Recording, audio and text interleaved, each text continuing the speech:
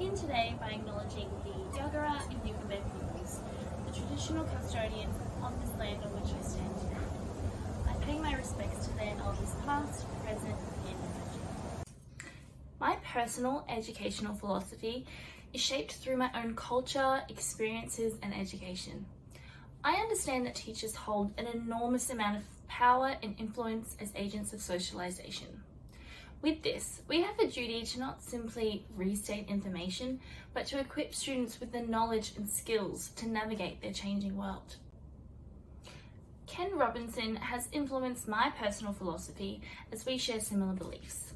He states that students need teachers that connect with them, believe in them.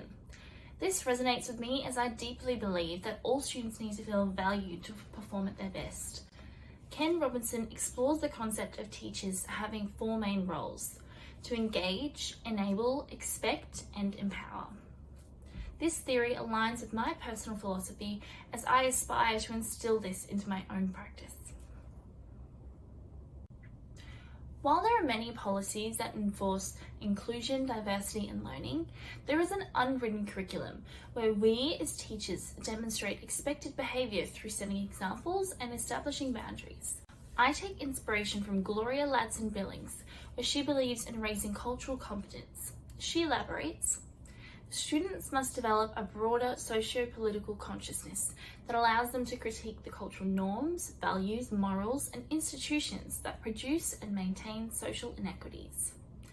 I want to impart the theory of post-structuralism, where meanings can change and where students can be a part of this change towards social justice.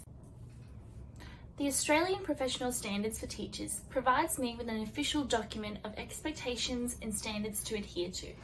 Standards 1.3, 1.4, and 1.5 specifically cater towards student diversity and individual needs.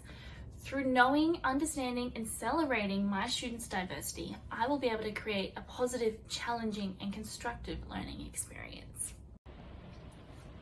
I will follow Gloria Ladson-Billings' approach to collaborate with students and the wider community inside and outside of the classroom.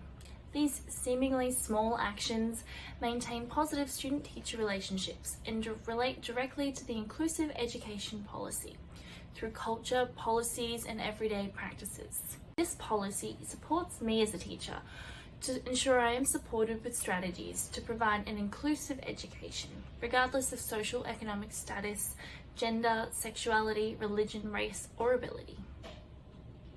Throughout my journey as a teacher, I believe it is imperative for me to learn, unlearn, relearn. It is my individual responsibility to be aware of my own implicit bias to prevent deficit thinking. Through social awareness and educational policies, I vow to challenge mythical norms in my classroom to create a safe space for transformational learning. For me to create the environment I speak of, I need to implement daily practices that reflect my personal educational philosophy. Firstly, I need to understand my students, their identity, their culture, their religion, their categories of difference. Through this understanding, I can ensure that each student is accommodated. To cater for students that have lower economic capital, I'll be mindful of technology expectations and make reasonable adjustments as a step towards educational equity. In the classroom, I will select transformative texts and ensure my students feel represented. I will look for opportunities within the Australian curriculum to further build students' personal, social, ethical, and intercultural understanding.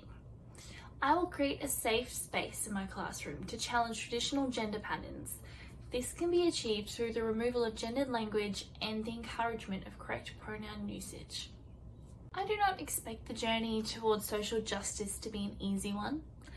I understand that my duty isn't to simply teach what is right, but to also teach what is wrong. Throughout my career, I'm sure I will be witness to overt and covert behaviours of discrimination. I pledge to never ignore and belittle these behaviours as jokes. I know it is my duty to educate my students and help them understand the long-lasting damage of their comments. Above all else, I want to celebrate diversity and make sure my students feel seen, valued, and respected. Through small everyday practices, We can make strides towards social transformation, making my philosophy a reality.